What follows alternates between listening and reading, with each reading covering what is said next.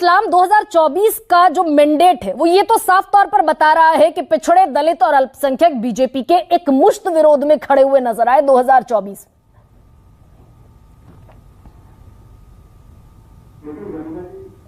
देखिए गरिमा जी, ये बात हकीकत है कि जो 2024 का रिजल्ट आया उत्तर प्रदेश का वो हमारे अनुकूल नहीं था और जो हमें उम्मीद थी उसके बरक्स नहीं आया, उससे बहुत कम आया। इस बात में सच्चाई है।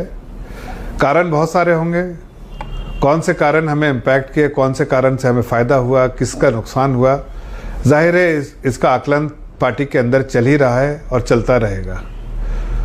आगे आने वाले दिनों में 10 सीटें जो बाई इलेक्शन होने वाली हैं, असेंबली इलेक्शंस, वो एक तरह का वो भी एक पड़ाव है जो हर पॉलिटिकल पार्टी अपने हिसाब से पार करना चाहती है और जाहिर है भारतीय जनता पार्टी भी उस सारी सीटों में जीत दर्ज करके ही उसको एक जो अभी कोर्स जो भी कमियां रही होंगी उसको कमियों को दूर करके कोर्स करेक्शन करके और इस स्थिति में हो कि हम 10 की 10 सीट जीत जाए, ये हमारी कोशिश होगी। और शायद उसमें हम अगर कामयाब हुए तो 2027 में भी वही हमारी जो रणनीति होगी जो हमने 2017 में रखी थी। 2017 में हमने 327 सीट जीती थी और इस बार हमारे जो ये कभी कभी होता है कि सेटबैक जो होता है वो आपको बेहतर परफॉर्मेंस के लिए तैयार करता है। मैं समझता हूं कि ये हमारे लिए सेटबैक है। 2024 का जो रिजल्ट आया है, समाजवादी पार्टी जीती है, मुबारक हो उसको। कांग्रेस जीती, मुबारक हो उसको। मैं उस पर कोई टीका टिप्पणी, कोई नेगेटिव टीका टिप्पणी नहीं कर रहा हूँ।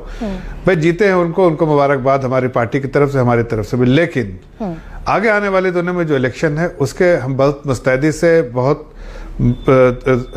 एकजुट होकर हमारे सारे घटक दल के साथ हम बहुत ताकत से लड़ेंगे। और भारतीय जनता पार्टी ने इस बार का, मैं ये आप चूंकि 2027 के बारे में बात कर रही है तो मैं आपको बताना चाहता हूँ, हमने अपने इंटरनली लक्ष्य जरूर रखा है कि जो हमने 2017 में जिस तरह का परफॉर्मेंस दिया था 2027 में उसी तरह का परफॉर्मेंस दे, इसकी हमारी कोशिश होगी और हम जरूर जीतेंगे। ऐसा हमारी कोशिश होगी और ऐसा हमारा जो यकीन है कि हम जीतेंगे। लेकिन जफर साहब, आज एक होर्डिंग लगाया समाजवादी पार्टी ने। एक आपका नैरेटिव हुआ करता था कि अयोध्या तो बस झांकी है, काशी मथुरा बाकी है, ये आपका नैरेटिव हुआ करता था। अयोध्या आपके प्राइम एजेंडा में शुमार था। अयोध्या पूरा हुआ, राम मंदिर की भव्य प्राण प्रतिष्ठा हुई, रामलला की। लेकिन उसके बावजूद अयोध्या हार जाना और समाजवादी पार्टी का अब आप ही की पिच पर बैटिंग करते हुए दिखना कि अयोध्या चित्रकूट तो झांकी है, मथुरा अभी बाकी है, ये 27 का एक नैरेटिव सेट करने की कोशिश समाजवादी पार्टी की। देखिए, मैं पहले भी कहा कि जीत जो भी हुई है समाजवादी पार्टी को, अब वो जीत है, अब वो इतिहास बन गया। आपने ये भी कहावत सुने होंगे जरूर गरिमा जी कि 4 दिन की चांदनी फिर अंधेरी रात। हम इस कहावत को प्रूफ करेंगे अभी जो बाई इलेक्शन हो रहा है उसमें और 2027 में। कोई जो भी चूक हुई है ना, हमसे कुछ गलतियां हुई होंगी जरूर, कोई कमियां रही होंगी जरूर, कुछ वजह होंगी जरूर, इसलिए कि हम आज देश में 240 सीटें लेकर आए हैं, सबसे बड़ी पार्टी है।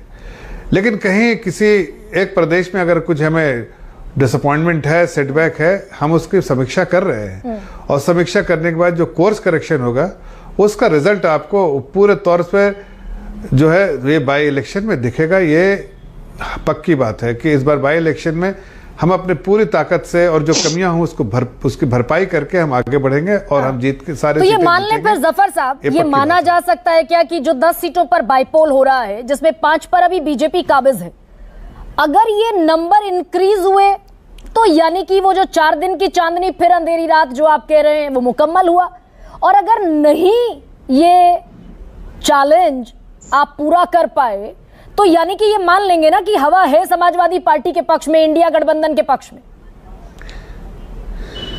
देखिए, हवा और ना हवा की कोई बात नहीं है।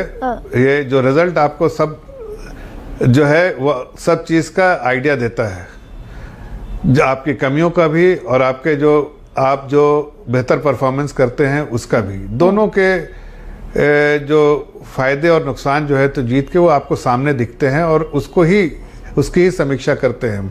भारतीय जनता पार्टी एक ऐसी पार्टी है कि चाहे हम जीतते हों, बेशक जीतते हों सीट और बहुत अच्छी मार्जिन से भी जीतते हों, तो भी उसकी समीक्षा होती है कि आगे कुछ कमियां तो नहीं रही, इसलिए कि हर रिजल्ट को की समीक्षा की जाती है। और मुझे खासकर मैं कहना चाहता हूं कि जो हारी हुई सीटें उसके बहुत ज़्यादा और अलग अलग तरीके से किए जाते हैं, स्लाइस करके किए जाते हैं और कई लोगों के ओपिनियंस लिए जाते हैं और हर के ओपिनियन जो है उसको इग्नोर नहीं करके उस पे चर्चा की जाती है। अच्छा जफर साहब, तो अभी तक का आपका आकलन क्या है? जो सवाल आपका, जफर साहब, मैं ये पूछ लेती हूँ आपसे, मैं मनोज सिंह काका के पास जाऊं उसके पहले, अभी तक का आकलन क्या है कि रॉबर्ट्सगंज हार गए पिछड़ों की नेता अनुप्रिया पटेल, घोसी हार गए पिछड़ों के नेता ओम प्रकाश राजभर, संत कबीर नगर हार गए निषाद पार्टी संजय निषाद, निषादों के सबसे बड़े नेता, प्रधानमंत्री मोदी का विक्ट्री मार्जिन घटकर मात्र 1.5 लाख रह गया, अयोध्या हार गए, श्रावस्ती हार गए, सुल्तानपुर मेनका गांधी हार गई 8 बार की सांसद। क्या है अभी तक का ऑब्जर्वेशन? नहीं, देखिए ऑब्जर्वेशन ये हम पब्लिक नहीं कर सकते। हमारी जो समीक्षा करने के बाद जो भी रिजल्ट आया है, जो भी समीक्षा की गई है और जो उसके जो कमियां दिखी हैं उसकी भरपाई की जाएगी, उसको पब्लिक नहीं किया जाता है। मैं टीवी चैनल में बैठ के उसके बारे में चर्चा करूं, ये शायद भारतीय जनता पार्टी का कोई भी प्रवक्ता को ना तो इसकी इजाजत है और ना तो ये स्ट्रैटेजिकली सही है कि आपकी कमियां कहाँ रहेगी उसकी भरपाई जरूर करेंगे।